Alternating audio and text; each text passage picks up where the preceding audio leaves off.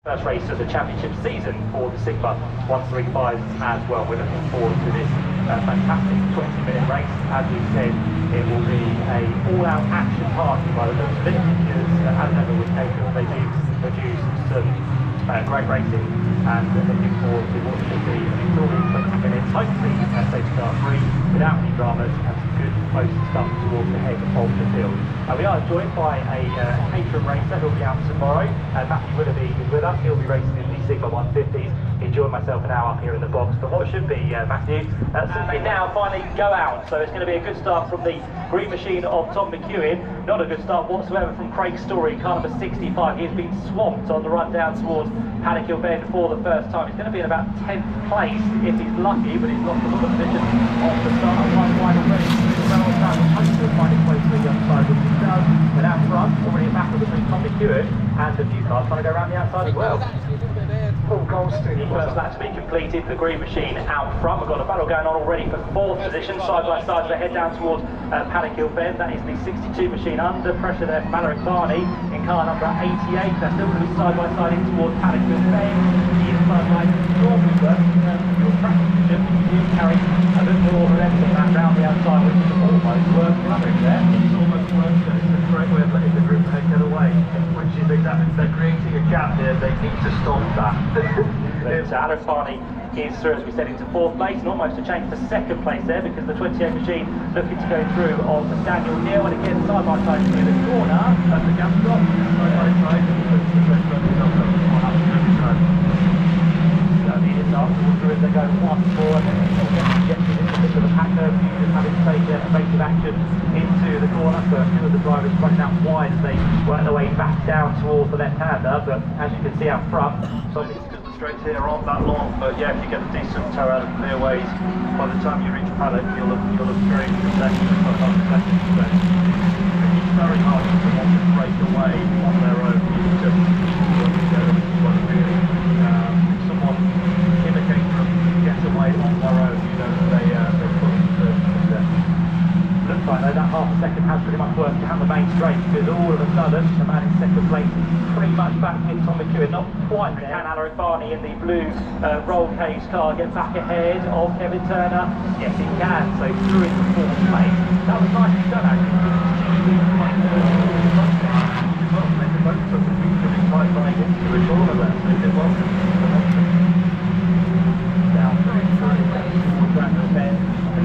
We had a gap between the top two, we're now back to the top three together. It waxes and wanes, doesn't it? And we've just had it explained exactly why that is. They do race clutches, batches of cars in Caterham. Do well then, from 10th on the grid. Side by side for the lead through Paddock Hill Bend. No change in the position, but certainly stepping everybody up in the Paddock Hill Bend stand. Caterham side by side as the track moves away. That's a great position.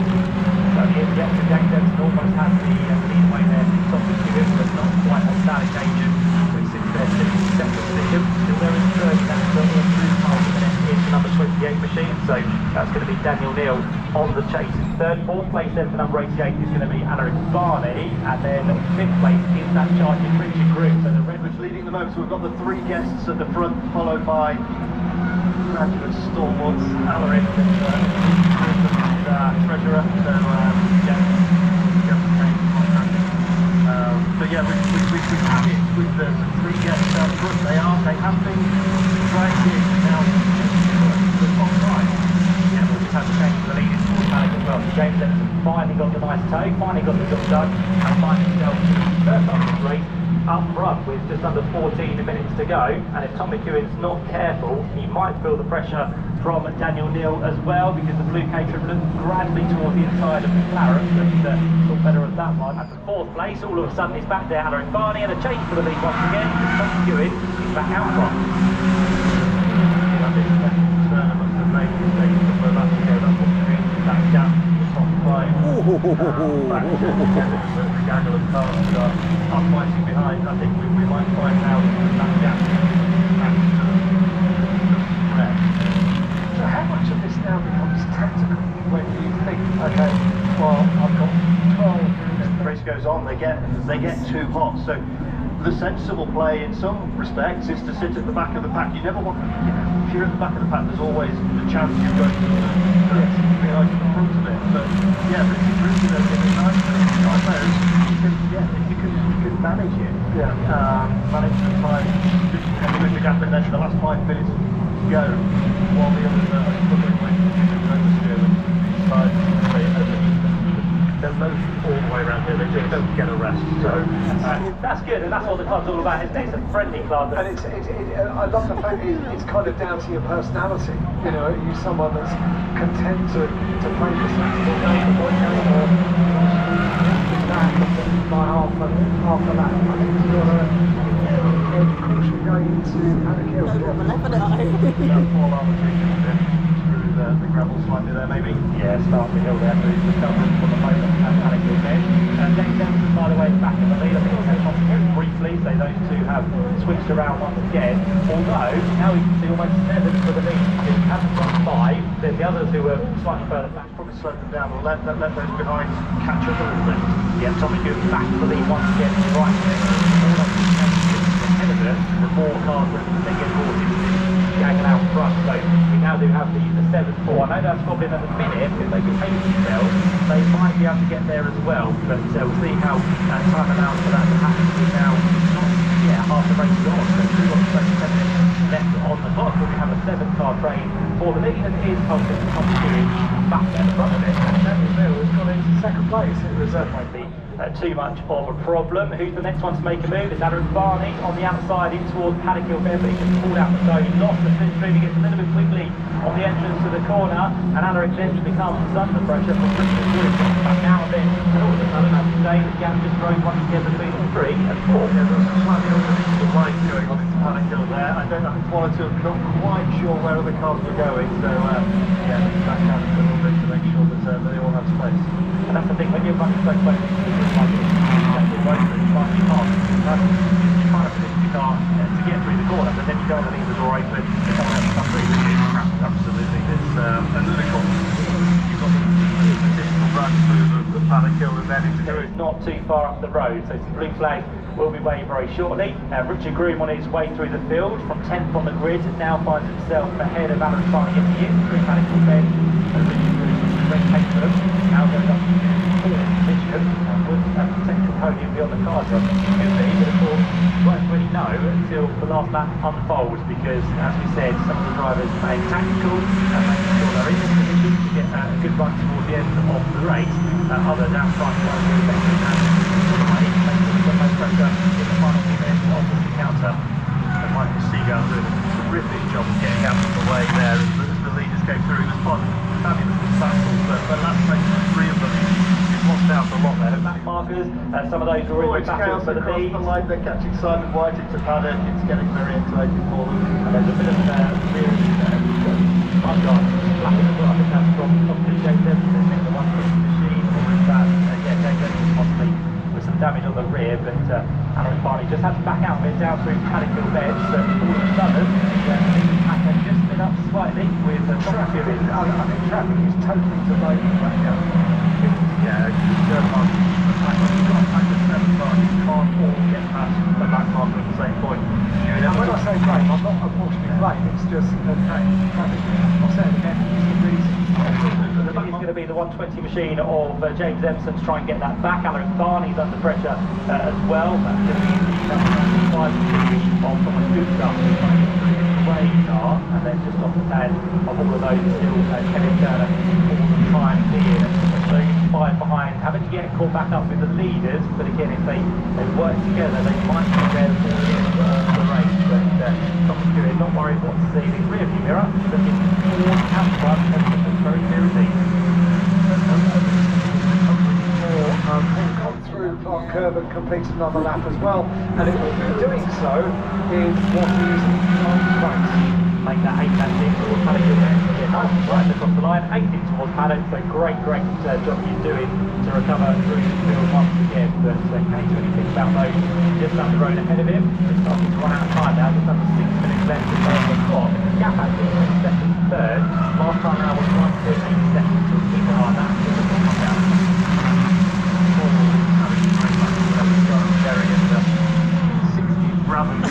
livery there, which looks fantastic. But yeah, Paul and Giles are going hammer and tongs, sideways, pretty much everywhere. Corner to corner. That last one was ambitious by Giles into clearways there. He was never going to come out of the corner. Just looking at some of the cars out there, I think we have a couple of cars now with some bodywork damage. One of those being Daniel Neal, car number 28. So the whole wing stage has snapped. You can see it's not just the wing itself, it's a weld has gone on the wing stage. So you can see a little bit of stay on the left front, isn't it? Yeah.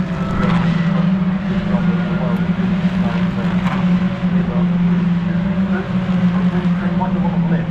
So the back portion of the wing is always wanting to lift up. That would explain why it's flaming about a little bit, and of course James Johnson really damage on one of his flaps a second. So Neil coming back towards McEwen, and there's been a change to third place as well because Richard Groove back ahead of that pack, and there's a nice switch back there for the car to get to fourth place. So Alaric Barney is going to drop behind here the number 120 machine of James Empson. Yeah, still enjoying a great little battle of those two. Gold speed and Derek. You don't even need two Caterhams for a race, don't you? Yeah, absolutely. You two things to trust each other, and you can just go at it all night before, and knowing you're going to have room. That's pretty true. The top two now have got the gap. There's one team because what was 1.8 seconds a couple of laps ago, now 3 seconds. So that might be unachievable if the top two don't make it. Continuing to come down, 4/10 of a second between those two, and side by side for third place once again with what's going to James Johnson on the outside of the start of the car. Richard Groove there in the red car taking third place. We're going to see them side by side in full paddock. Well, there's someone going slowly up there, unless you have the back marker. Getting out of the way, yeah.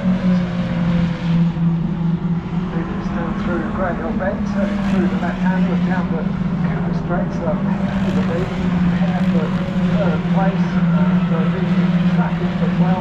What can possibly go wrong in the lead? 2 minutes and 40 seconds of the way to go. Super battle right the way down through the order thus far, and the leaders in the sunshine here on Easter Sunday.